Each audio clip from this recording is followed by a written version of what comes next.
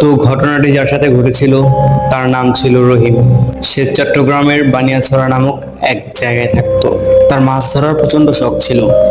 ঘটনাটি ঘটেছিল চট্টগ্রামের চকরিয়ায়। তো রহিমের মাছ ধরার প্রচন্ড শখ ছিল এবং তার মাছ ধরার ভাগ্যও ভালো ছিল।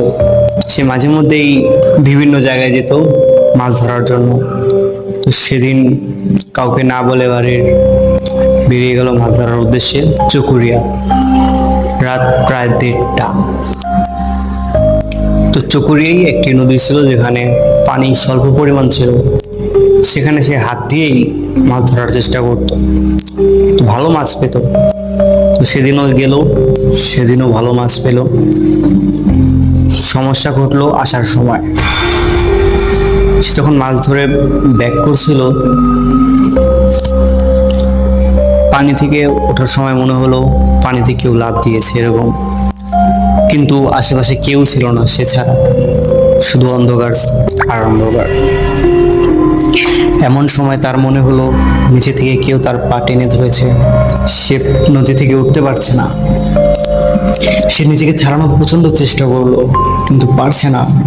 সে যত চেষ্টা করছে তত তার পা আরো আঁকড়ে ধরছে তার কাছে, এমন মনে হলো। এমন সময় তার কানে এমন কিছু শব্দ এলো যেন মনে হচ্ছে কেউ কিছু চিবিয়ে চিবিয়ে খাচ্ছে।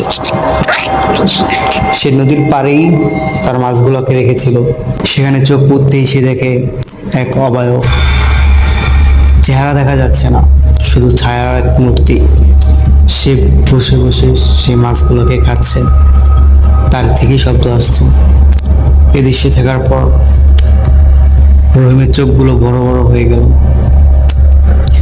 যখনই দেখলো সেই মাছগুলো খাওয়া শেষ, এমন সময় সে আবার একটি রহিমের দিকে এগোতে শুরু করলো। তখন প্রায় 3:30, রাত 3:30। এমন সময় সে করবেই বাকি। সেই সময় দোয়া দুরুদ যা জানা ছিল তা পড়া শুরু করলো। সে যখন দোয়া পড়ছিল, অবয় একটু থেমে গেল। সে নদীর পাড়ে দাঁড়িয়ে চিৎকার করে হাসছিল।